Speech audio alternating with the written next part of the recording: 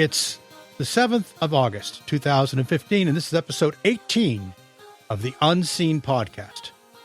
This is your host, Paul Carr, and tonight I have a panel of James Garrison. Hello. And Patrick Festa. Hello again. And Nick Nielsen.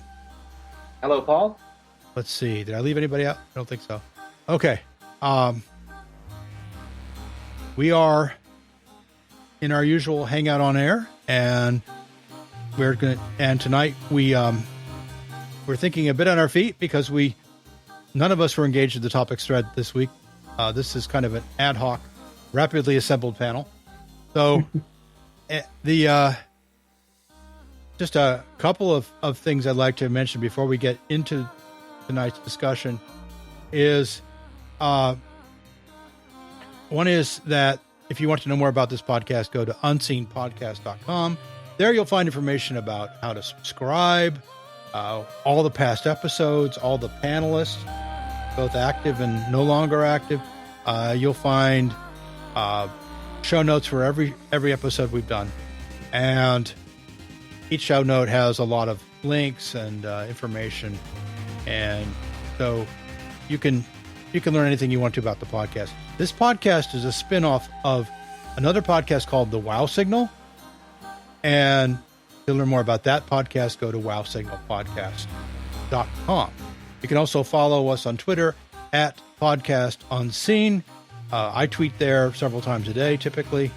And if you're interested in joining the panel pool and becoming a panelist on the Unseen Podcast, just send an email to unseenpodcast@gmail.com, and I'll let you know how you can get set up.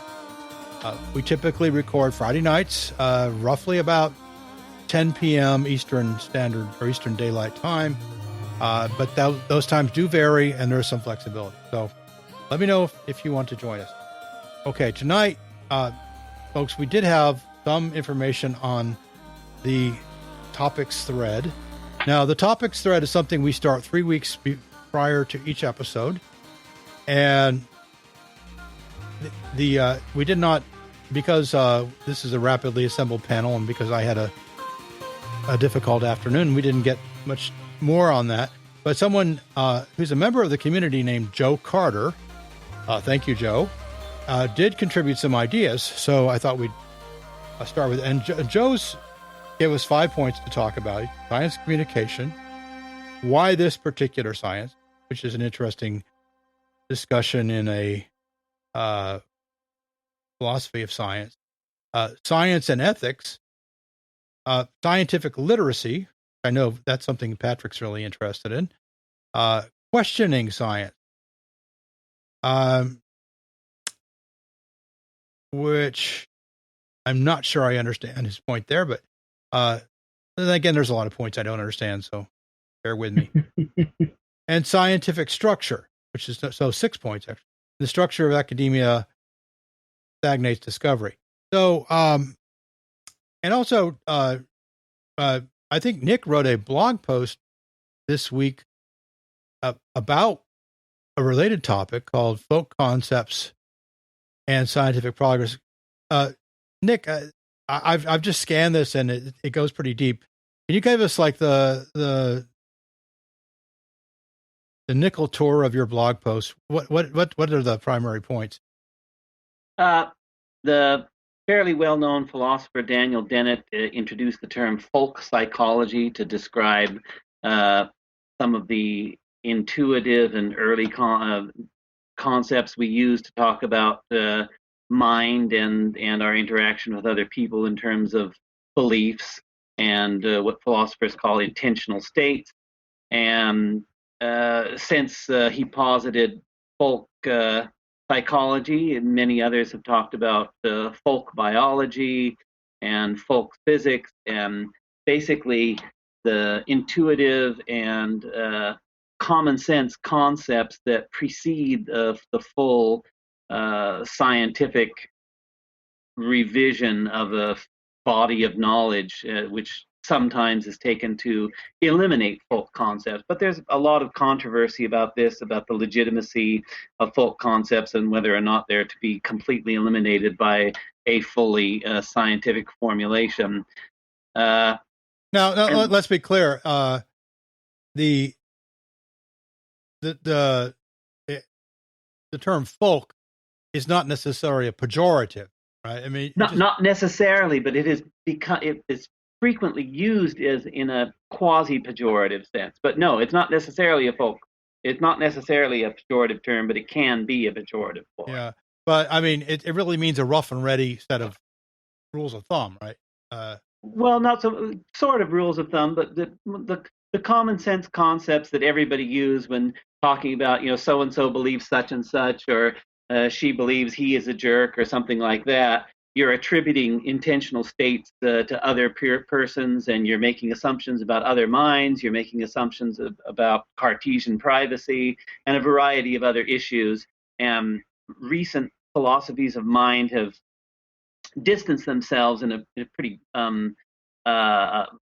purposeful way, in the rejection of Cartesianism, that is mind-body dualism, and the rejection of a number of doctrines associated with Platonism, and strong assumptions about other minds and privacy. But it's an active area of debate, and because it's a philosophical question, it's never going to be settled. There's just going to be different positions on the issue. So the point I wanted to make, and the point I'm hoping to elaborate in a future blog post, is that the distinction between folk concepts and scientific concepts isn't going to go away. That as science produces, new sciences emerge, and as new bodies of knowledge are discovered, and phenomena are identified that have not previously been part of our conceptual infrastructure, we have to talk about them, first with the ordinary language that we have to hand. And insofar as we do that, we draw on our often imperfect, intuitive, and common sense concepts to talk about things. Very often here on the Unseen Podcast, when we talk about advanced issues in astrophysics, we do that in a very rough and ready fashion with the concepts we have to hand. And that could be considered a folk astrophysics. And as these formulations get improved, you get to a more scientific way of talking about these things that is often not intuitive. Sometimes it's openly counterintuitive. But it's often scientific progress comes at the expense of being easily intuitively accessible. So my point was that folk concepts are going to be with us even in our advanced scientific civilization, even if it keeps going and continues to refine our existing scientific formulations. We're going to see new bodies of knowledge emerge that have new folk concepts attached to them. So the process goes on. Right. Okay. And these folk concepts are pretty much what we live by every day, right? Even scientists. It's not. Oh yeah. So, I mean, when you encounter somebody in the street and stranger, you quickly size up, almost without thinking about it. Is this person friendly, hostile, problem, not a problem, just a random stranger? Your mind goes through these kinds of calculations all the time, and even babies have a theory of mind that's been, although pretty simple, they do have it starting at an early age, and so that it's kind of built into how we think and operate. Yes, you could say that it's closely connected with our cognitive biases. Yeah, and cognitive biases are closely connected with the issues of scientific literacy and being able to overcome our intuitive concepts and approach counterintuitive concepts in a way we can assimilate. And the great science communicators and the people who've done so well in talking about their disciplines in layman's terms are the ones who are able to translate the scientific concepts back into folk concepts in a way that doesn't completely betray them, and that's difficult. Right. Now, are these folk concepts, are they culturally based, or are they more or less universal? Well, that's a very interesting question. I'm sure somebody has studied it, but I don't have the answer to that. I would guess they're at least partially universal and partially culturally based, because I suspect if you carefully examine the intentional language of other languages, it probably differs a little bit from culture to culture. Now, I'm going to go out on a limb here. I think I read somewhere that even pets, like dogs, are thought to have a simple theory of mind with respect to humans, and I better fact check that. That so some of it's probably kind of wired in, and some of it may be. I'm sure some of it's got to be cultural. There's a couple of authors who have written a book called "How Monkeys See the World: Inside the Mind of Another Species" by Dorothy Cheney and Richard Seafarth, I don't know how it's pronounced. I think they've written more than one book on this topic, but it examines the different forms of cognition in other species, and there are other books about this as well. Okay, well, I need to be fact checked on lots of things. It's like we all do. It's like Penn Jillette says on his show, one thing you can be sure of, we will get something wrong. We are wrong. So, yeah, I mean, I think it's interesting, though. There are some scientific concepts that are starting to leak into our everyday life. I think it's a very slow process. But one of them is that we now know, and we scientifically, that everyone has blind spots, everyone has biases, everyone remembers things in a way that helps them be comfortable with their memories, even to the point of distorting those memories. And almost everybody's memories have some distortions and errors in them, things like that. And when you know that, even people who call themselves skeptics or call themselves rationalists have blind spots galore, right? And I'm the only one that doesn't, but mistakes were made, but not by you. Not by me. No, all you other people. No, of course I have blind spots. My only question is, if I knew what my blind spots were, would I want to get rid of them? I don't know that. Is that the same thing as saying I'm never wrong, I'm always right? I thought I was wrong once, but I was mistaken. No, it's really more like I know I'm wrong about some things, but I don't know what things I'm wrong about. So, and if I did know, or if I had some omniscient being that could tell me what I'm wrong about, would I want to know? Or am I too comfortable? Or am I too comfortable with my delusions? Sounds like a good basis for a thought experiment, but it sort of depends on how you're going to define a blind spot, because it could just be an area of ignorance, an absence of knowledge, or it could be something you've already purposefully passed over. Well, I think a blind spot is simply something. It's like those, when you leave something, you temporarily put something away, and you say, okay, someday I'm going to find a permanent place for that. And over the months, you just can't see it anymore. Mm-hmm.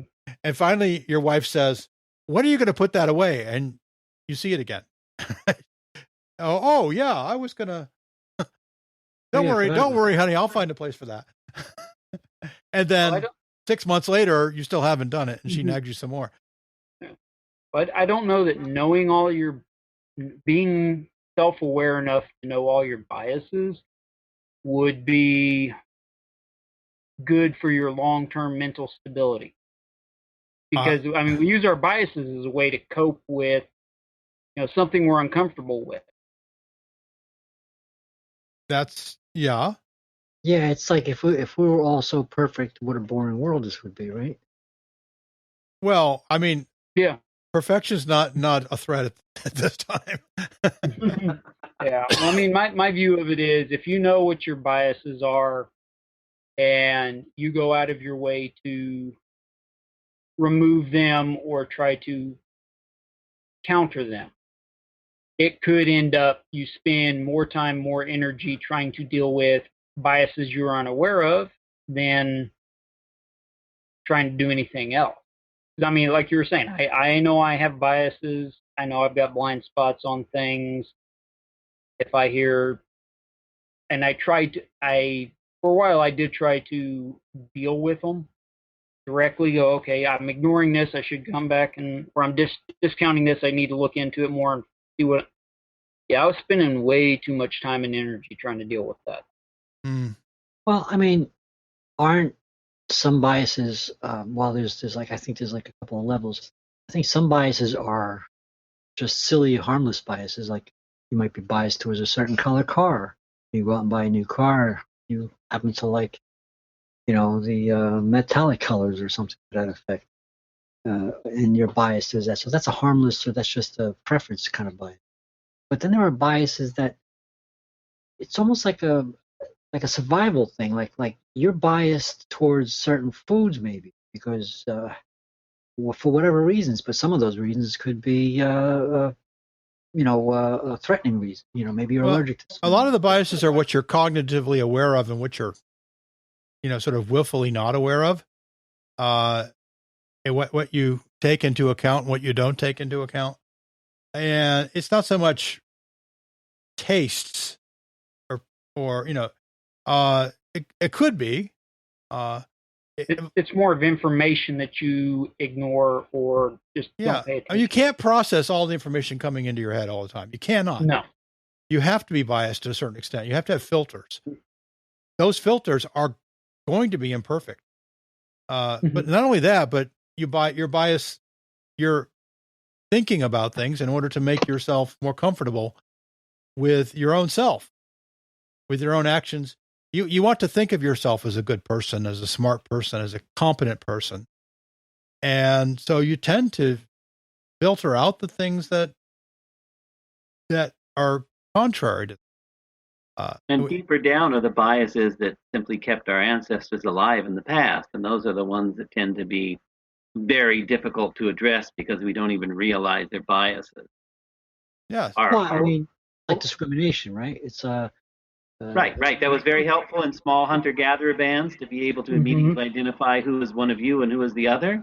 Yeah. But it doesn't necessarily serve us well in a contemporary civilization. And yet we still all discriminate. Even the least, amongst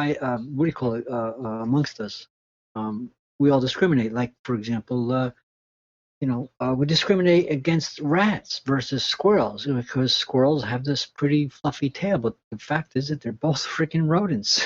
I'll take a squirrel over a rat any day. I'll take the rat over the. Let me rephrase that. I'll take the rat over the squirrel. I've had pet squirrels. No, those are evil little beasts. Rats are viewed as a weedy species, but of course, what a weed is you could call it a cognitive bias, or you could call it a value judgment. A rose is a weed in a wheat field. A rose is a weed in the middle of a wheat field. Yeah, well, I would think a bias is more has to do more with the how you process things, not so much what you like and don't like. Well, you can just make a distinction between preference and cognitive bias. Yeah, and you can. I think I just don't have biases as something apart. I think I just don't have any good examples of science biases. I'm using the colorful ones to give an example. Well, I can give you an example, and I heard this from somebody who was a scientist, and this is you would not think this would be a bias, but a lot of times biologists have to look through a microscope and count cells, and it turns out studies have shown they can be biased on the count, depending on the hypothesis that they're trying to establish, even though they have no awareness of being biased. They will sit there and, they're counting, different types of cells inside the microscope field of view. And this is something that, graduate students do for hours and hours every day. It's very tedious work, but they try to be careful with it, but they actually do have a bias. And you know, scientific bias is actually very common. Well, negative results. Negative results are thrown out. Yeah. Confirmation bias. Confirmation bias is the basic bias from which most flow. Yes, I agree. I mean, and I have that too. I mean, right? I mean, if think about a harmless example, think about sports, right? You know, if you like an athlete and he makes a mistake on the field, well, everybody makes. Right? And if you hate an athlete and he makes a mistake on the field, you see, what a jerk. You know, and it's, you know, it's really either one can make the mistake, and you know, it's we that confirmation bias in politics is certainly extremely common. People almost any information that comes in is seen in terms of the confirmation bias of that. If the person is politically polarized, they'll see it in terms of favoring their position or disconfirming the other side's position. Trump. Yeah. Yeah, absolutely. Well, I mean, confirmation bias has a survival value. I wrote quite some time ago in another blog post about how, you know, the what, for lack of a better term, positive thinking. So people who believe in themselves and possess a strong degree of confirmation bias are probably more successful in carrying through their projects, whether it be hunting a mammoth or finishing a project at work. Yeah, and you know, that kind of focus, even though you may ask yourself, with all the sensory inputs coming in, all the different information, why are you focused on that one thing? You're going to get it done, right? And yeah, I agree with that. I mean, our brains are kind of a kludge. They were built pretty rapidly in evolutionary terms, and they don't have, and so there's not an elegant design to human cognition. It just sort of functions well enough. Yeah, well, the fun thing about the brain is it's just one thing stuck on top of another, and you've got the reptilian hindbrain down at the base, and then you've got a mammalian limbic system wrapped around that, and then you've got the prefrontal cortex smushed on top of that. So you've got all these different things sending signals to each other, and it's a real mess, but it serves us well at times and not so well at other times. Well, not just that, but some of the weirdest wiring on the planet too. Yeah. Well, I mean, it's got to be the weirdest. I mean, it's you know, in terms of gray matter to body weight, it's an outlier by a wide margin. Yeah. I mean, whales have large brains, but they also have huge bodies. Yeah, and elephants have larger brains, and even porpoises and dolphins have larger brains. But in terms of the encephalization quotient of the amount of brain mass to body mass, human beings are several points above any other species on the planet. And it takes us. Well, I used to think it took 12 years for a human brain to mature. I now know that's longer than that.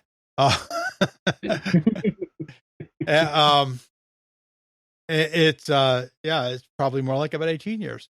And the human teenage brain is very different from the human adult brain. And most animals are fully ready to function in their adult lives when they're 2 or 3 years old, which for a human is ridiculous. You're not even you can barely talk. I think we talked about that one time. There's actually a physical reason for that. It's because of our brains grew so large that the escape from the canal becomes very difficult. Therefore, the escape must be early at a stage of development, and then that baby has to be nurtured for a long time as well, while the brain continues to grow. Whereas the other apes, for example, have smaller brains and smaller heads, and they will, like you said, within a few years, Other apes, other than us, like chimpanzees, for example, will be, as you say, ready to function as an adult in their adolescence, as in years. Well, when a baby anaconda is born, and it is a live birth, it has to come out and catch a fish within about 3 or 4 days, or it will die. Mm-hmm. So it has to pretty much be fully functional at birth. It grows a lot from there, but it's basic hunting and because mama doesn't take care of it. It's got to be able to do that. So we're very different in that sense. We require an enormously long period of nurturing.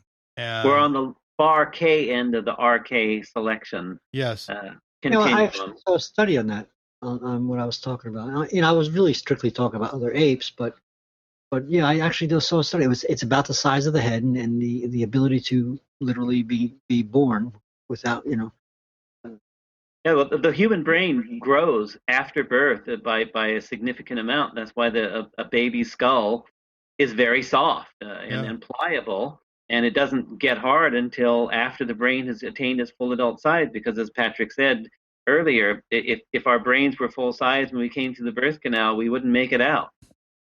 Right. Well, I mean, both of my kids needed a little assistance getting out. I won't go into details, but because their darn heads were so big. It's a problem. Yeah. Yeah, I think my oldest did too. So there's of course, these days it's not a big risk. Doctors know how to deal with that, but I'm sure it was a big risk at some point, and so there had to be a careful balance in the selection. We were kind of right up against it. But one thing that you mentioned RK. I would RK selection strategies. There was a really good cartoon by Zach Wienersmith this week about that. So I'll post that in the show notes. I haven't seen that.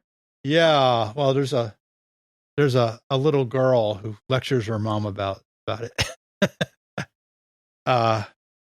Pretty funny. If you're not reading Saturday morning breakfast cereal, turn off your audio right now. We don't want you. Just kidding. That's not fair. I don't need cereal for breakfast. No, just kidding. No, please go over to SMBC and check it out. Let's see. So I guess the upshot of that is, Patrick, science can be biased. It can be wrong. It is a social interaction of flawed human beings. I think we have a bit of a problem these days with people who are science fans who don't understand that the process of science is very messy, and individual scientific studies are often completely wrong, and the press reports them since they are science and reported by people with PhDs. The media will often report them as a foregone conclusion. What was the one that came out this week about people who eat spicy foods live longer? But isn't that part of the problem that I try to deal with about science literacy? And it's twofold. There's actually two questions there.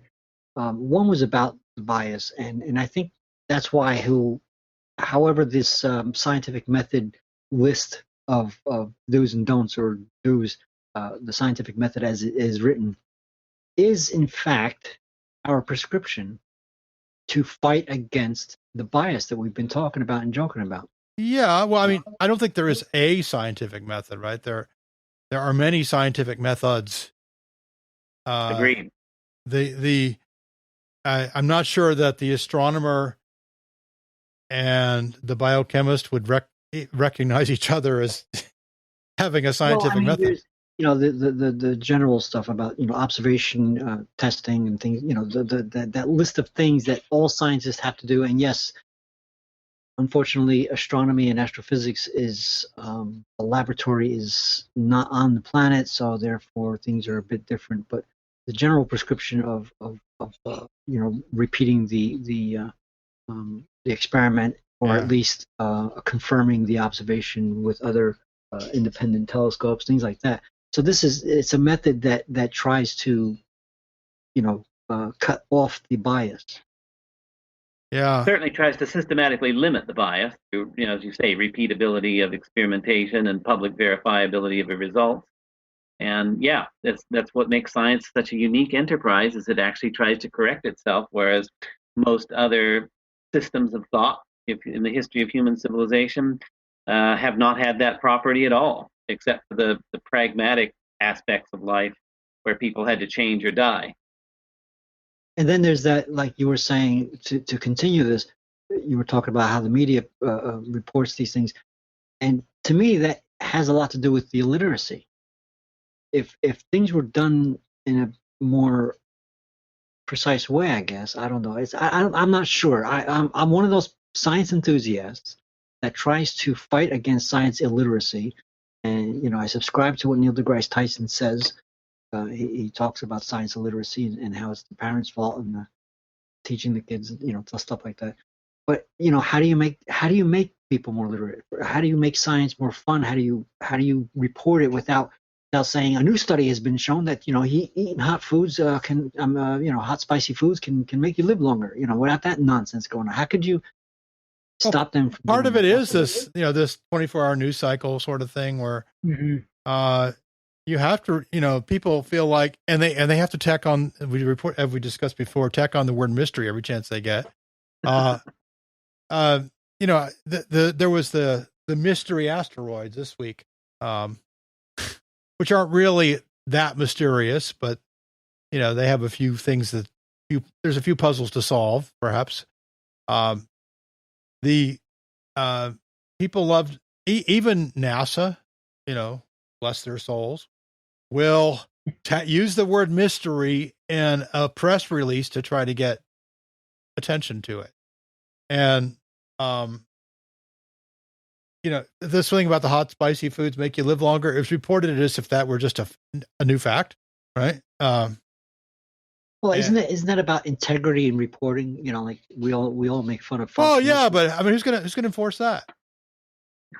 The news is an industry, and it's based on making money. And if you report things and spiral them up out of control, and then forget about them within 24 hours and move on to the next thing, that's proven to be a better money-making model than deep, profound analysis of some difficult topic, unfortunately. Yeah, no. That's as a civilization, we need to try to figure out how we can keep people informed and watching the news, but at the same time, not spiral off into the kind of idiocy that we see in the mainstream press. Well, that's just it. Isn't there, that's one of my questions. It's one of the things I've been sort of doing for years. And I'm certainly not a scientist, but some of my Google Hangout friends seem to think I am.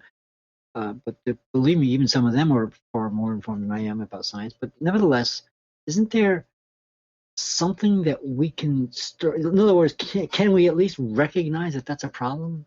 Like we were joking. I was just joking with somebody the other day about, and I think we actually have done the same thing here in these hangouts, in this Unseen podcast.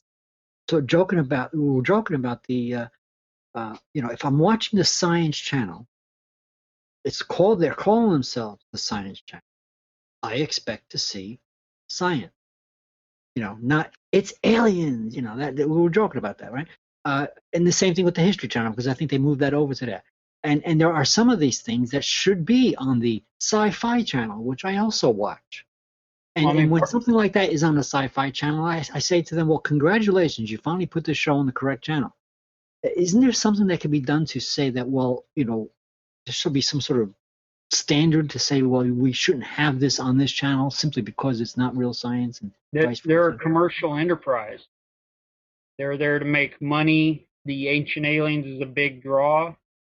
I mean, most people realize there is a problem with, TLC, no longer the Learning Channel. History Channel used to be you could watch a show about George Washington. Now it's about some guy trying to sell his wooden teeth. But but isn't there something that we can say that stops this? In other words, can we say to these TV channels, You stop everybody from watching it. That's all you can do, because then they won't be getting the ad money. They won't be getting the revenue. Yeah, just don't watch it. The thing is, there's people that will say the Ancient Aliens is science. I know people that will vouch that kind of stuff, the ancient astronauts, the ancient aliens, they'll say that is science. Right. Which I want them to explain how. But that is the problem, though. That, you know, can we, now that we recognize that that's a problem, can't we sort of find a way to fix that? Like, well, I don't know the answer. I really don't know the answer, but can't we? Isn't there a discussion somewhere that goes on and says, let's try and fix this? Sure. And it's an ongoing thing. It's going to take a long time. My opinion is that we just need to keep gently reminding people that one study does not a fact make, right? That people who wear white coats and spout jargon are not necessarily real scientists, right? Or wear pith helmets or whatever it is that they do in that field, right? Mm-hmm. And just keep and don't be a dick about it, you know. If you come on as the superior person, you know, you'll fail right there. Mm-hmm. And this is something that I think a lot of skeptics struggle with, is they assume that because they're skeptics that makes them better people, and they don't have the kinds of cognitive biases that these other folks have. And of course they do. And what they are less deluded than they would have been otherwise if they were not skeptics. But it doesn't mean they don't have any delusions. Yeah. Well, another problem with arguing with, like you're saying, being a dick about it, is that, I mean, plenty of studies have shown that the more you argue, the more aggressive that you try to drive your points home to people, the more they're actually going to cling on to whatever the issue was. Yeah. Be it religion, be it a pseudoscience, be it their uncle was actually a nice guy, whatever. The more you dig at him on it. Hence the prevalence of trolling. Yeah. Yeah. Well, here's the thing. I don't mean to drum on the same subject, but it's, you know, over the few months that I've been trying this on Google, you know, I've been doing it on Facebook for years, but it doesn't seem to get it. But on Google especially, it seems like I put my finger on the media problem. How to fix it is still my question. And it's not just, you know, like Paul says, you know, got to gently tell them that, you know, a study does not a fact make. We have to understand that, you know, when I'm 56 years old, so when I was a kid, there were science fiction shows, there were crazy shows, but there was public broadcasting stations, Channel 13, WPBS, and when they put something on, and they said this was a science show, it was anything from Carl Sagan's Cosmos to you know, Sesame Street. You know, it was a learning thing. It was something that you're going to get actual education off of it. Oh, excuse me for not remembering his name. The Planet Earth series. The old man. Attenborough. Yes, David Attenborough. I love that guy. Oh, good, yeah, that's all good stuff. From when I was a child, and when that show came on, and before that, it was the Mutual of Omaha's Animal Kingdom. Wild Kingdom. Yeah. You know, I mean, never missed that. These things were valuable information. This is what I grew up on. This is why I'm a science enthusiast.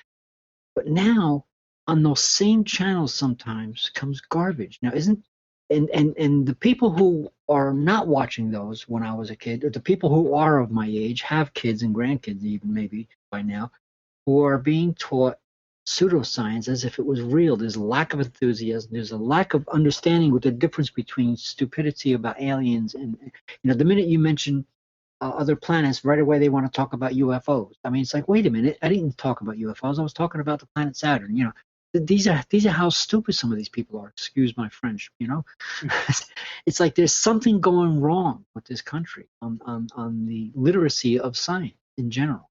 Yeah. And I think it needs to be addressed somewhere in the stuff that's going on in the media. And I'm not saying that the media can't make their money. I'm saying that they seem to don't put the ancient aliens on a channel that's called the Science Channel. Put it on the Sci-Fi Channel. Put it on some other channel. Don't put it on the History Channel because it's not history. You know what I mean? Put it on another channel. It's entertainment. Mm-hmm. Right. It's entertainment, and it should be on an entertaining channel, not a science, not a channel that proposes to talk about science or a channel that proposes to talk about ancient history. Last time I watched a channel that was ancient history when I was a child, I don't know what channel it was. I was watching paleontology and things about dinosaurs. I was fascinated with this stuff. The ancient aliens is not ancient history. It's nonsense. Yeah. I think that I wouldn't lay all the blame at the feet of the media. I mean, I don't think they're responsible for so many Americans believing in creationism. I think if you really want to get a handle on this, you need to go look at Europe, where there's a lot less belief in pseudoscience, at least some pseudosciences, and ask what's different. I have a question that is somewhat related to the question of science literacy in the general public, and that prefaced by the comment that it seems to me that the basic unit today of communicating scientific knowledge is the scientific research paper. And my question is, are there any high schools or colleges who, apart from actually teaching classes on science, actually teach a course in how to read a research paper? How do you study a research paper and, go through all the parts of a paper, what to focus on, how to understand the bibliography, how to follow up on a footnote and trace it back and engage with the process of science, as it were, by trying to decide the credibility of the paper you've been presented with? Good question. I know guys they can't do that. I think it should be mixed with the English class, the literacy, basic, your reading in English class as well, because that's high level, what do you call that? Comprehension. Yeah, comprehension. Yeah. Well, if I had a university, I would have a mandatory class in how to read a scientific paper. Right. Well, the problem is most scientific papers are so highly specialized that you have to know the jargon really well to make any sense of it. Yeah, if you're outside of that area, it does not make any sense to you. I mean, even when I read astronomy and astrophysics papers, I often have to go look stuff up. Oh yeah, I can't read a science paper for shit. I try, but I try, but it's so like because I'm a science enthusiast and I'm not an actual scientist, and it's almost like being a lawyer to try and read the proposals or whatever. But isn't there a better way? I've caught NASA doing this, and it disappoints me. NASA talks to the public as if they're a bunch of 4-year-olds. And I don't think that's right. I think they should talk to them like they're adults, or at least young adults, because they're trying to get it on the kids, in an intellectual way, with using that whatever group they're talking to in that sort of language. But instead, I think they're guilty of talking like we're a bunch of idiots. I would distinguish between how NASA press releases read and how NASA scientists talk, which I think NASA scientists are very serious and although some of them are better at communicating than others, you do get good, like Steve Squires, for example, is my example. My apologies. You're right. It's the press releases and the little videos that they put up, and they. But yes, the scientists, when you see the news briefing and the news press release, the news briefings, like on Pluto, the people that are actually doing the job do actually talk in a better way. Now, you and I know to go check out what Emily Lakdawala is saying about planetary science, right? and she serves as a very good translator. She has a lot of training in that field, but her job is to explain it to the public. So, but she explains it to an intelligent lay audience, not to, Emily Lakdawala. Surely you know about her. I'm sorry, I don't have the picture in my head right now. I'll have to look her up. She works for the Planetary Society. Okay. Yeah. And so if I want to know something about what's going on in planetary science, I just check out her tweets or check out her posts. And I on the Planetary Society blog, and I will quickly come up to speed on what's going on in Saturn, what's going on with asteroids or comets or whatever. And I don't have to, if I want to read the scientific paper, I can, but I'm going to be wading through jargon. I know that, right? and I know most of the jargon because I've been in that world for a while, but I still have to, I can't go as fast as somebody who's trained in that field. And so it is hard work. It is. It's hard work, but one of the aspects of learning to read a scientific paper is learning that you're going to have to catch up on the jargon if you're out of a field that you're not familiar with, as well as the fact that some papers are better written than others. Some people use jargon to try to cover up the relative paucity of their ideas, and other people who have really profound and interesting ideas are very clear communicators and are able to make their point without excessive jargon. That is true. Well, that goes with the communication you mentioned before, Nick, about the communication of science. And actually, while it was presented here on this show as two different subjects, it's actually the same subject. Right. Well, I mean, there are some really top door scientists who are excellent science communicators. And who write interesting papers that aren't too jargon filled. Yeah. If you read enough papers, you'll find some that are beautifully clear and well written, and you'll find some that are pretty awful. Right. Now, one of my favorite communicators is Leonard Susskind. Now, he kind of communicates to a pretty sophisticated adult audience, but his books are excellent. I would recommend them. I went through his book, The Black Hole War, which was pretty tough, but it is, yes, it's written as a book for a popular audience, but you have to expend some effort to get through it. Yeah, and The Cosmic Landscape is probably still the best book about why there might be multiverses. What was that person's name? Leonard Susskind. He's a physics professor at Stanford. And he was one of the early people in on string theory, even before it was called string theory, I think.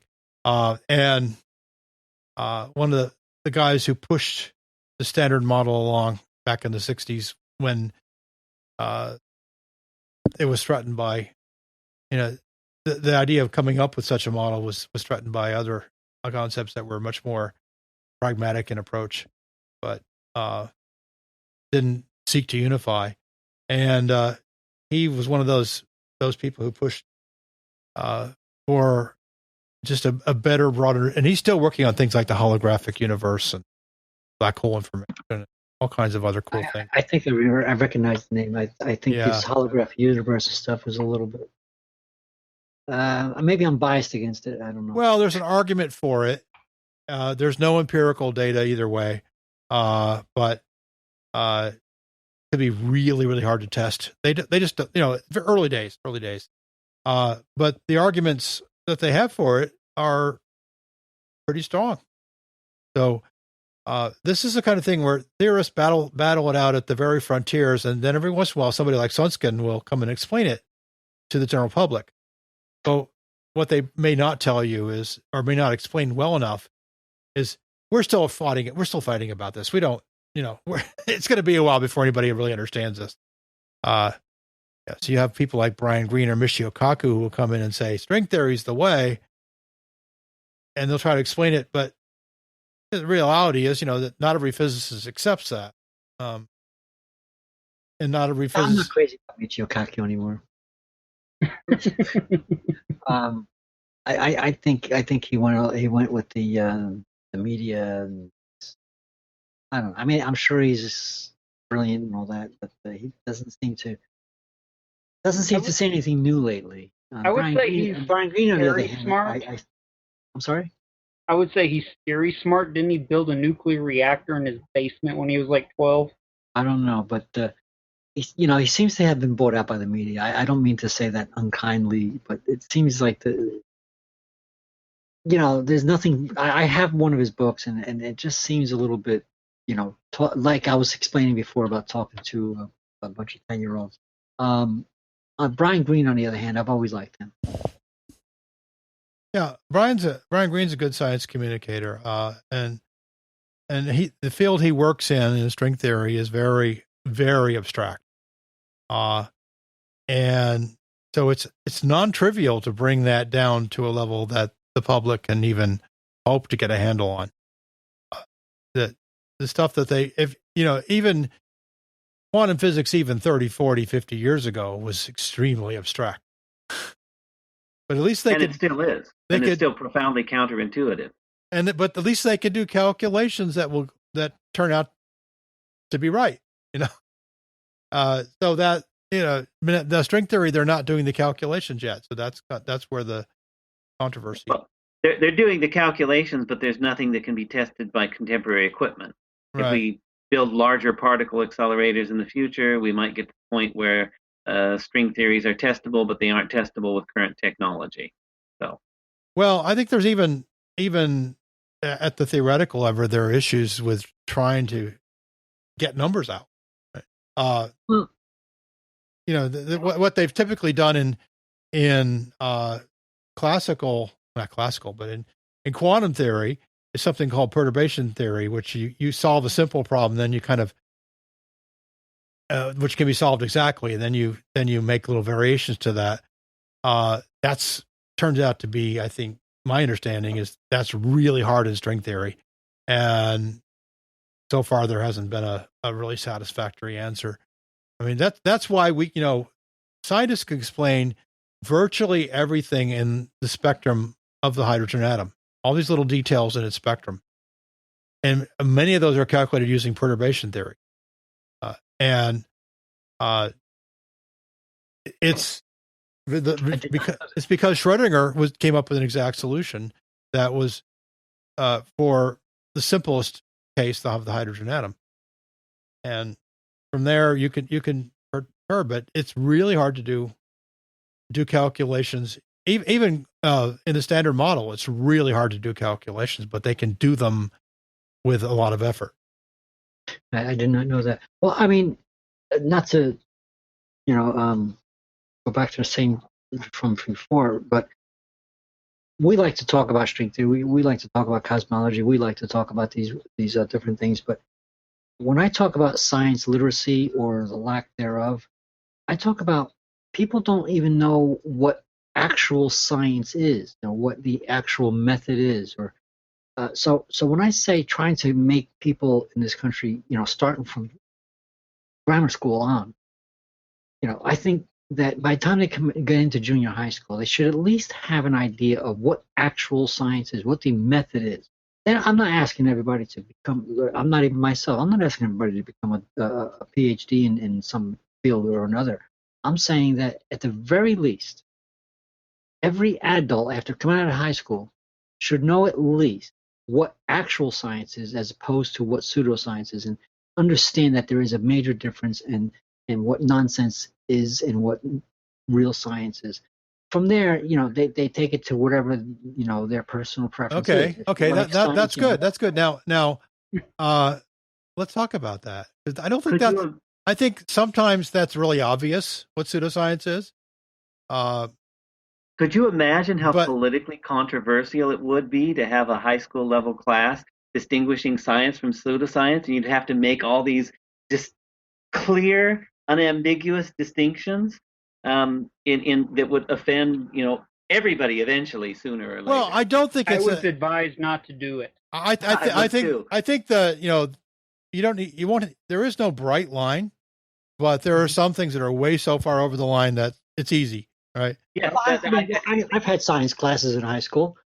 So in a science class, a junior high, actually I've had science classes in junior high school, which I got 100 on, and I failed everything else because I was such a depressed kid. But in any case, the point is that teacher made me understand what actual science was.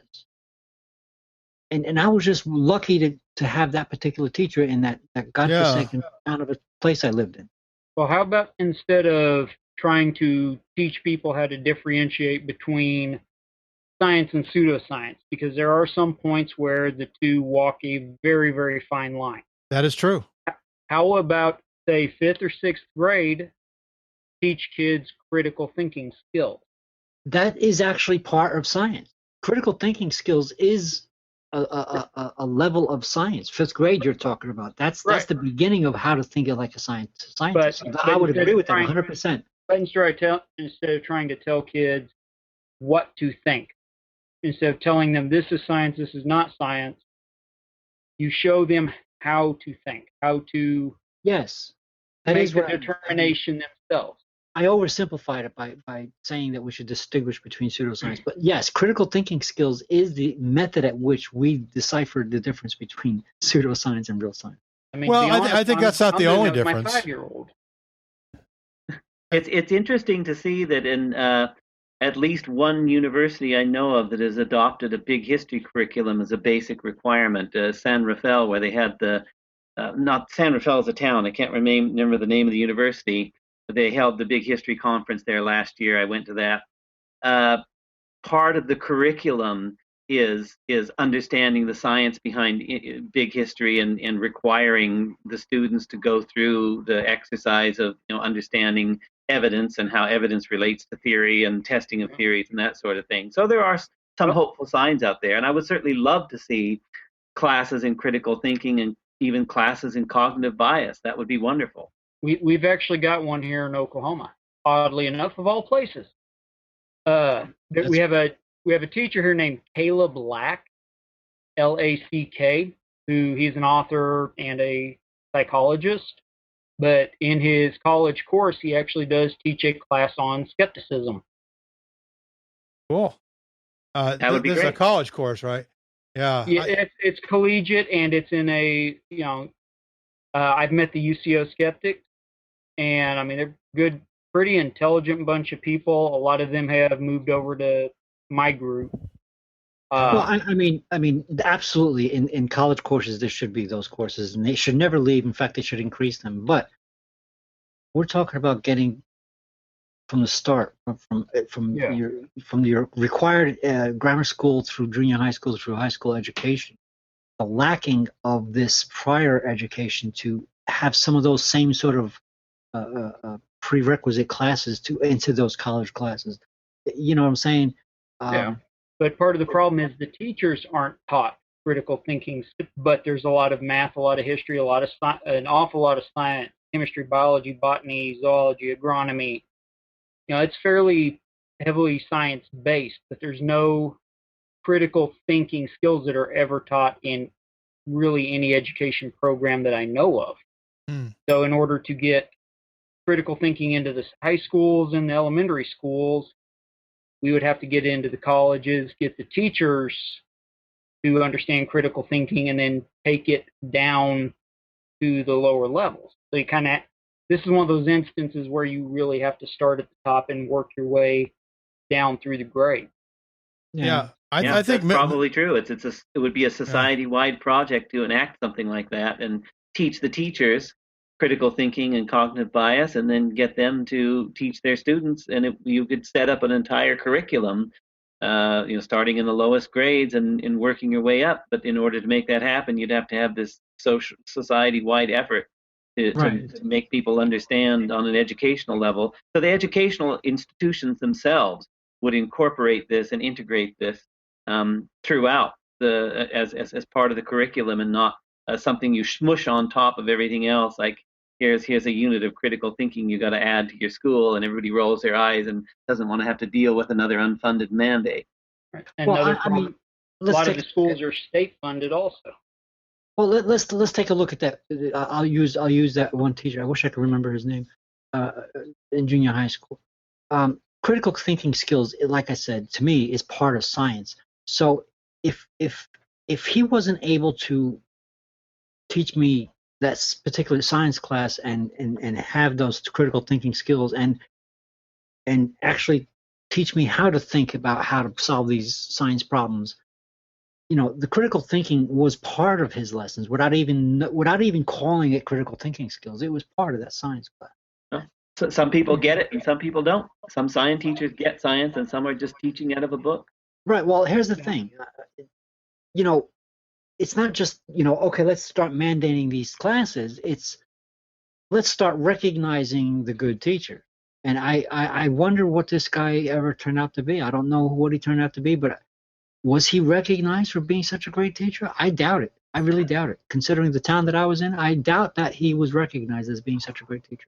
Well, if he's still alive, you should send him a letter and tell him he was a great teacher. I'm gonna have to figure out Good who idea. the hell he is now. But we're talking. I was I was a young. What was I, like 12, 13? I'm 56 now. I have to remember his name. William Blake said that gratitude is heaven itself, when we rarely experience it. So if you've got an opportunity to express gratitude, by all means, go ahead. Yeah. Well, I mean, the point is, like, does the state or government, or whether it be national or just the state alone, do they recognize it? They don't recognize. I know. I'm in New Jersey. I got Governor Christie. Yeah.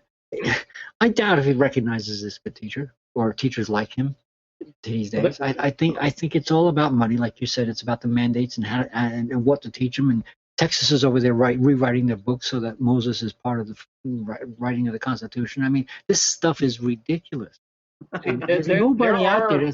There's nobody in the federal government that's going to recognize, at least not yet, that's going to recognize these good teachers. There actually is. A friend of mine's wife received a presidential recognition, I believe it was 3 years ago, for teaching. She's a math teacher at an elementary school, and she got a presidential award from Obama himself. Well, good for her. Yeah, but I mean, so there are local, state, and federal recognitions for teachers. Every year there's a national teachers convention where some of the best teachers in the country get brought up. They receive cash awards. They receive recognition. The thing is that you only really know about it if you're in that field. Yeah. Just like with any sort of, I'm sure NASA has, there's awards in astrophysics, biology, botany. None of us know about it because we're not in those fields. Yeah, I did not know that. I mean, still, it seems like far and few between. Okay, so this great teacher got this award from Obama, and it was like one teacher out of millions of teachers. Yeah. I mean, well, I mean, it's never going to compete with the kind of stuff that fills up the evening news. In other words, right? Yeah, right. It's like my next door neighbor was cheating on my that sort of thing was going on in the news instead of the real thing. The Pluto stuff, I never even seen it on TV. I think one of my family members told me they saw like a 3-second thing on it, and I'm getting all my information about the New Horizons off the internet. Which is where millions and millions of other people got their information. Just an example. I mean, not that the internet is a bad thing, but that's just an example. Yeah, no, definitely. This kind of stuff what we're talking about, unfortunately, doesn't sell well, except for the rare science communicators we've mentioned who know how to keep an audience and know how to entertain an audience at the same time they inform the audience. And a lot of the material is out there. Yeah. Among your 100 or more television channels, there are some really good content, and in all the internet content, there's some very good content, but it is shouted down by the torrent of garbage that's out there, and hence the need for critical thinking skills to be able to distinguish what's garbage and what's not. Right. And reality was.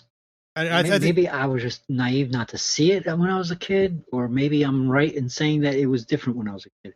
I mean,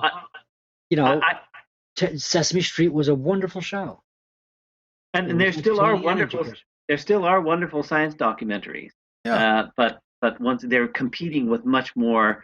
When we were kids, there was ABC, NBC, CBS, and maybe your town had an independent television station, and now there are hundreds of channels available, and then countless offerings through video on demand over the internet from various different service providers. So there's much more competition. It's much easier to shout down the interesting things, and it's unfortunately it's easier to create the vast wasteland that we were warned about against in the early days of television, which unfortunately came true, and it's coming true on the internet now too. Oh, the content is out there. If you're willing to search for it and make the effort to find the really interesting and informative things, it's there. But very few people have the time or the effort, will make the effort in order to find the valuable, the Well, sapphires. it's not always just effort. It's I got to tell you, I hang out with some pretty shady characters on this Google. Not you guys, of course, but I mean, these people literally. Oh, come on! I want to be a shady character too. We're not talking about kids. We're talking about, between the ages of 30 and 50 years old, that scream and holler about things that they swear that this is true. They look, I'll look it up on Google, and they come up with this silly ass pseudoscience page, and that's their proof. And it's like when they were kids, they needed to have a better education in their ground. So the only way to fix this, and it's going to be, let's fix the schools now and get these children, as they're going to become adults, who are going to run the country, maybe after I'm dead, a better education. Let them understand this is, the parents are wrong. As much as they may love them, they're wrong. Okay, this is not real science. That sort of thing. I mean, there's no snap of the fingers fixing, but to me, it's got to be fixed somehow. And by a society-wide effort, like I was saying earlier, and James Garrison talked about educating the educators. You were just saying, you had a particularly marvelous teacher, and unfortunately, that's an arbitrary experience. Some people go through school and they'll come out talking about many wonderful teachers, and many people never encounter a wonderful teacher. So it's just good luck if you happen to encounter somebody who's both a good teacher and has some kind of personal rapport from you, so you're able to learn from them in that first-person way. He was, like you said, he was a good communicator. Yeah, I mean, some people are good. I don't want to put down all my other teachers, although I had a couple of really shady characters as teachers. But for the most part, they were all fairly, normal teachers. But this one guy was able to, make me see. But what I'm saying is that's the exception rather than the rule, and that's the problem. Oh. It's an unusual event when a teacher connects with a student, and we've all seen the movies where we have the disinterested class of high school students who are wasting time and rolling their eyes while a boring teacher drones on at the front of the room. And the reason those characters are there is because it mirrors almost everyone's experience in school. Sure. I think, I actually had a math teacher, and it's a shame because the guy was a real nice guy. I had a math teacher. I didn't know what trigonometry meant when I tried to go into college. What's his name? The one that goes, you have red eye. That guy that does that commercial, Visine, from Urine. I had him as a math teacher. His name is Mr. York. A real nice guy, an old man, but he talked in that monotone. I don't want, and trust me, I fell asleep. And here's a problem with the school system. Forget about the actual teacher who put me to sleep. The school system. I graduated without knowing trigonometry. Math was not required to graduate the school that I graduated from, and that is a crying shame.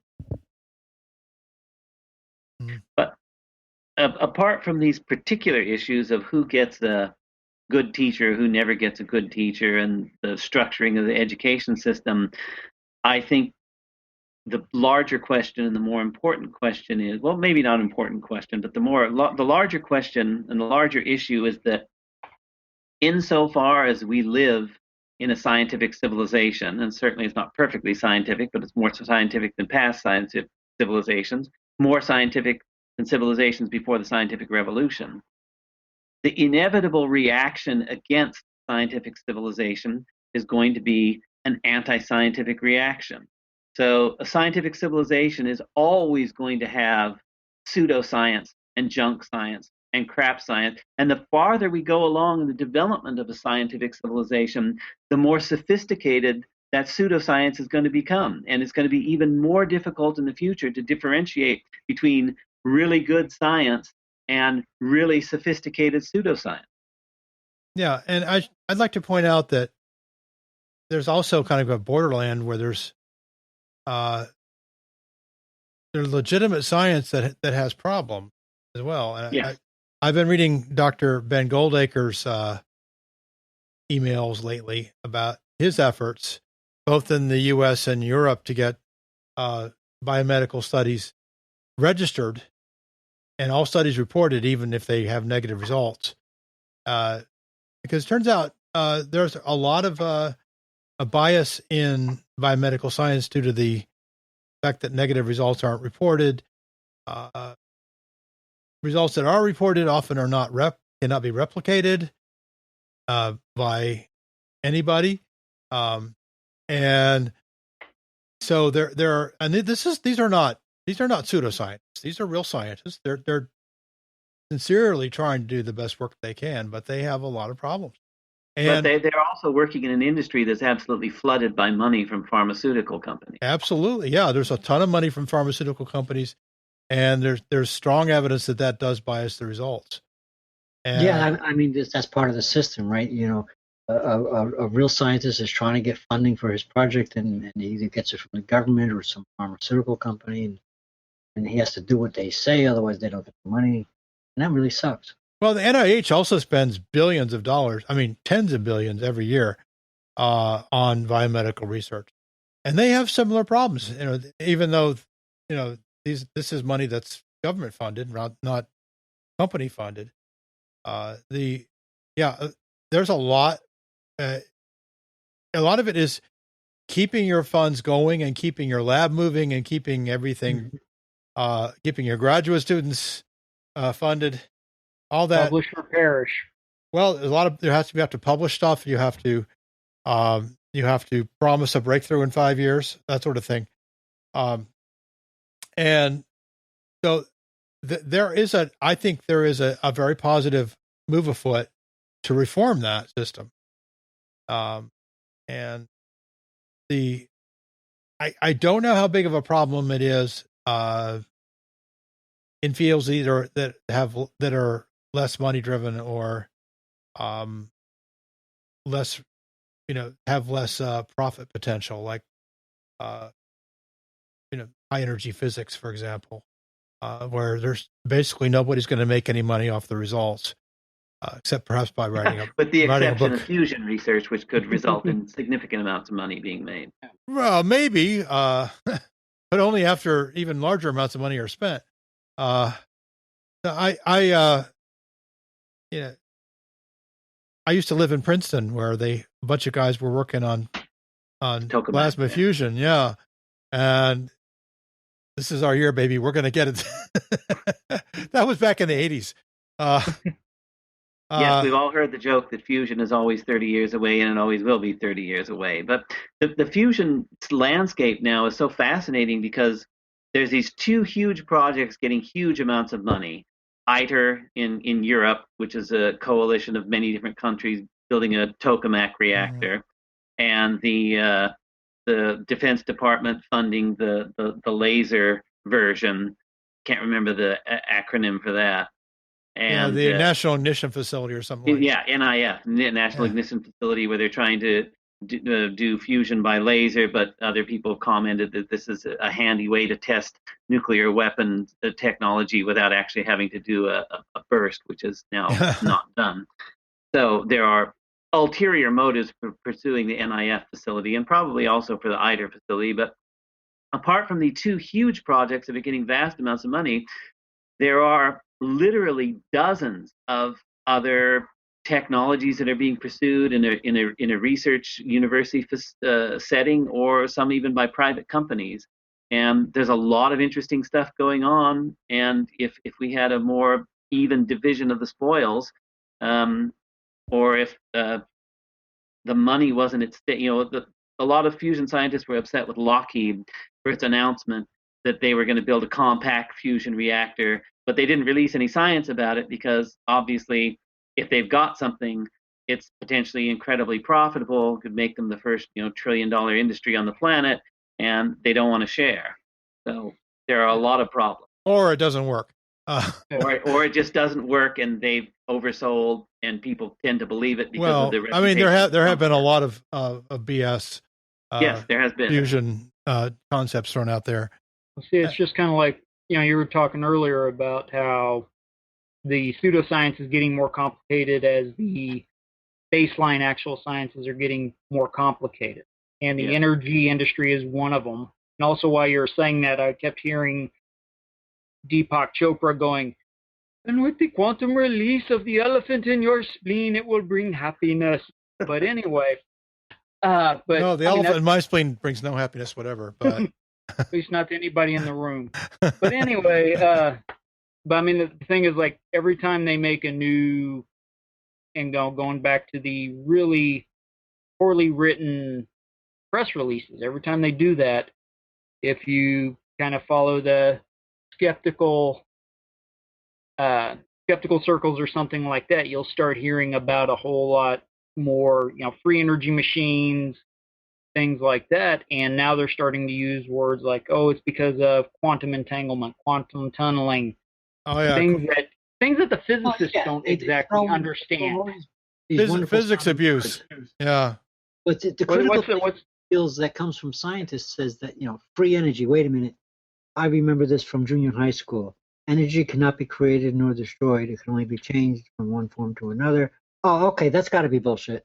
You know what I mean? This is something that should be embedded in every child. Yeah. But I mean, basically it's this, right? If you're going to fundamentally violate a very, very well verified law of physics, you better have really solid data, and that's been checked 6 ways to Sunday. Right. That's my problem with the M drive. The M drive claims to violate Newton's third law, which is an extremely well verified law of physics. And, if you're going to violate that law, and I read Schauer's paper, there was nothing in there that addressed that issue, at least not in this first initial paper. And if you're going to and then you're going to have a little bit of noisy data that shows maybe something moved around a little bit. Which is the more likely explanation? You violate the laws of physics, or something's wrong with your experiment. Well, we know that, and if we had a room full of people that you invited, I think all of us would know that. But the general public out there who sucks this stuff up like it was candy doesn't know that, and they should. They should know it before they come out of 6th grade. Well, see, Pat, that brings us back to the beginning on the biases also. Him ignoring the data, the noisy data, and there was a bias on his part. Yeah, but even if they put that out there and kids were taught from grammar school on up through junior high, and the example I gave about, oh, wait a minute, that doesn't sound right because, in other words, just the bullshit detector. We atheists have this bullshit detector. When the bullshit detector starts doing this, the kids nowadays, and now the kids that used to be kids when I was a kid, now are adults, don't have that bullshit detector, and it's become a problem. I think, the bullshit detector is not just about atheism. It's about detecting the nonsense. Mm-hmm. You start stringing cool sounding words together. Something's wrong with this. The bullshit detector is going on. Right. Well, I think that part of it's not clear to me that we have a complete diagnosis of why American society in particular is susceptible to such obvious pseudoscience and people like Deepak Chopra who can come in and tell you that you need to, metabolize time and do quantum healing. And, he's just spouting random jargon. Did you say metabolize time? Yeah. No, he has said that. Yeah. There's a, somewhere online, there is a random Deepak quote generator. It just throws out completely random bullshit that strings together a bunch of words, kind of like what I did earlier. And there's a fun was that one of the podcasts I listened to actually had a contest where they would read one of Deepak's actual comments and this essentially random word generator. Yeah. And the idea was to differentiate between if it was randomly generated crap or Deepak's randomly generated crap. Wow. I don't even know what that looks like. No one could tell. Yeah, that machine passed the Turing test. Or Deepak Chopra. Oh, the Deepak test. Or Deepak has failed the Turing test. I'm not really sure yet. Yeah, that's a more accurate version. Yeah. Oh, that's pretty funny. By the way, the correct pronunciation is Deepak. Yeah. Well, that would be a link right there. Yeah, I definitely got to get that in the show notes. But people glom onto that stuff because it sounds sciencey, and I think it's because it's hopeful, and it makes them feel like, hey, I can live to be 2,000 years old because I have quantum healing, and they don't want to. The unpleasant realities of reality are you can spend a few minutes at least ignoring them when you listen to Deepak purring his quantum healing and at you. So I can only stand about 30 seconds of that stuff myself. For 1995, I will tell you how to solve your problems. I don't even know what he looks like. I avoid him so much. It looks a lot older than he used to. Yeah. Someone who can constantly entangled. Yeah, that's a physicist pickup line right there if I've ever heard one. Yeah, I'll tell you what, if you want to piss off a physicist, abuse quantum entanglement. Who was it who said if someone says they understand quantum physics, they don't know quantum physics? Was that Feynman? I think that's Feynman, yeah. Well, Feynman said he didn't think anybody understood quantum physics. I think it was Hans Bethe or something who said something like, "If you understand it, you don't understand it." It wasn't Lawrence Krauss. I think they all said it. Yeah. Well, they probably all quoted each other for. Oh, okay. Wow, I got something right. That's a drink right there. I got something right. Okay. Oh, that's a whole bottle. Wait. Thanks. Oh, okay, I was on mute. Here we go. Wait. Oh, everybody down something. There we go. Cheers. Salud. Salud. I got to get 2 glasses here so I can clink them. And anyway, yeah. I mean, speaking of good science communicators, Brian Cox has had a running battle with Deepak Chopra. Michael Shermer has several appearances with Deepak Chopra that are on YouTube that are interesting to watch. Brian Cox has actually talked to Deepak. Well, it's sort of a Twitter battle. He's been going up. Deepak's been going after James Randi for years too, and right now he's got his challenge out for anyone to explain consciousness. Yeah, which I just looked at it and went, it means I'm awake. I think these people should just be ignored by good scientists. I have a lot of respect for Brian Cox, and I wish he would bring some more of his stuff here. Well, you can get, you know what, if you haven't listened to The Infinite Monkey Cage, you should. Mm-hmm. I did. I'm not actually crazy about that show. I tell you what I actually really enjoyed. He did a lecture at CERN Laboratories. I totally didn't realize he has the public face, and then he has the real science face that I thoroughly enjoy. He can sit there and explain really deep scientific stuff that are actually things that are actually beyond me, but I understood because he was talking. He was the one that was explaining it, and I think there's something about him, people like him, and even Carl Sagan, who I think I equate with. There are people like that can explain to the general public real deep scientific concepts in a way that doesn't talk down to the people. Mm-hmm. And Brian Cox is one of the most absolute people that can do that. As much as respect I had for Neil deGrasse Tyson, he's all that, but and he's cool too. But he doesn't have that poetic way of speaking. Unfortunately, it's a rare gift. Mm-hmm. Yeah, and Brian Cox has got it, and so did Carl Sagan. Unfortunately, we lost him. Yeah, of course. Carl's wife Anne wrote a lot of that stuff for him. But well, then cheers to her. I wish she would write some more. Then. Well, she has. She wrote the She's written a lot of stuff. She wrote Tyson stuff for the New Cosmos. Yeah, she did. Well, folks, how much of it? All of it? The whole script? I think she was the primary writer. Yeah. Yeah, I think she was majority of that show came from her.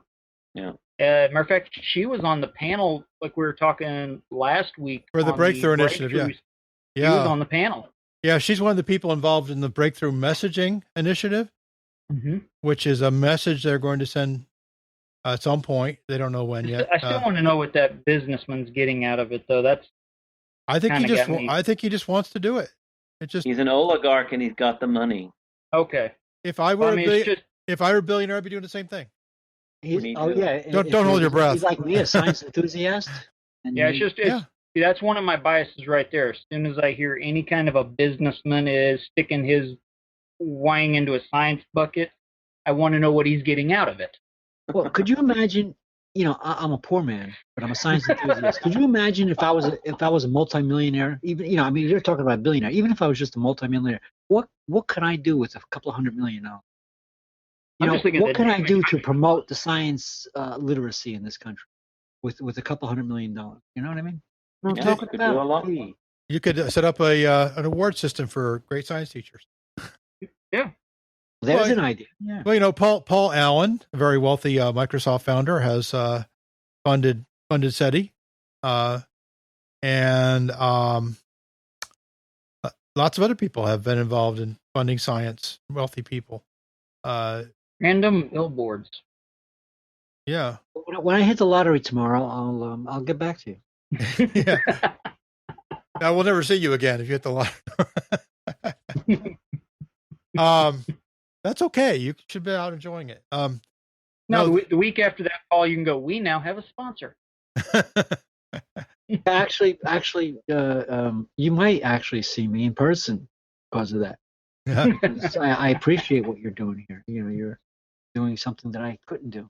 Well, actually, folks, I think we're going to wrap it up pretty soon. It's getting close to midnight here on the East Coast.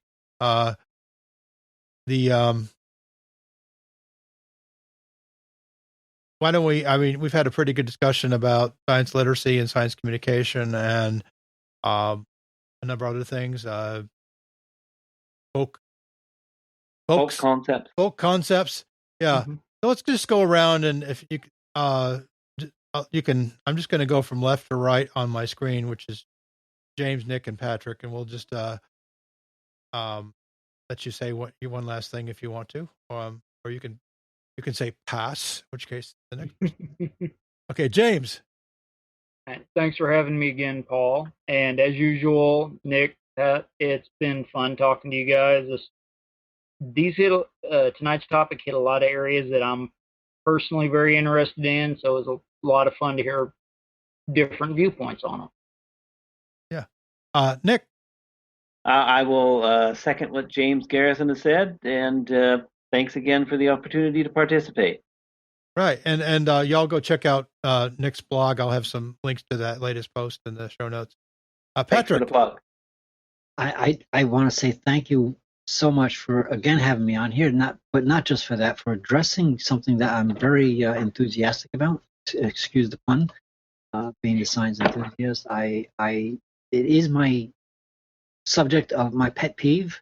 And I want to thank you for allowing all of us to talk about it so much in an in-depth way. Okay, great. Now, folks, I'd like to thank James, Nick, and Patrick. And please go to unseenpodcast.com for the show notes. We'll have all the links we've talked about tonight. And we'll have, and of course, we'll also have that very sentimental and emotional video of Patrick thanking his junior high school teacher. And my wife just forced me to watch the last episode of The Daily Show. Which was actually pretty good. Let's see what else. Oh, yes, by all means, check out unseenpodcast.com. If you'd like to be on the panel, then send me an email at unseenpodcast@gmail.com. Or if you have any questions, comments, you can either go to our subreddit at Unseen Listeners, is the subreddit on Reddit, or you can just send me an email at unseenpodcast@gmail.com, or you can go right to the blog and comment on the episode. Questions, comments, criticisms, whatever. Now, in 2 weeks from today, we will have astronomer, educator, and astronomy popularizer, science communicator Pamela Gay on the show. She will be our special guest. So if you have questions for Pamela Gay, I would like to know what those are, and we'll try to get as many questions to her as we can. Now, last time with Brian Coberland, I completely failed to get to even half the questions, but let's have the questions. They won't be answered if they aren't asked. So again, you can email them to me, or you can comment on the blog, or go to the subreddit. And Pamela is a very well-known person on the intertubes for popularizing and explaining astronomy in a scientifically valid way. And so if anything interests you about science, astronomy, cosmology, whatever, let's get your question in. And we also want to ask her about the same things we talked about tonight: science communication, and how we can make it better, how we can help the public get to better critical thinking. And I'm sure she'll be happy to talk about that topic as well. So this has been episode 18 of the Unseen Podcast. We are recording on the 7th, still the 7th of August here. It's about to become the 8th. And I thank you for your time and for listening. Again, let's hear from you at unseenpodcast.com. This is the uncensored, unedited, Creative Commons, open participation podcast, the Unseen Podcast. Thanks, and this is your host, Paul Carr, and good night.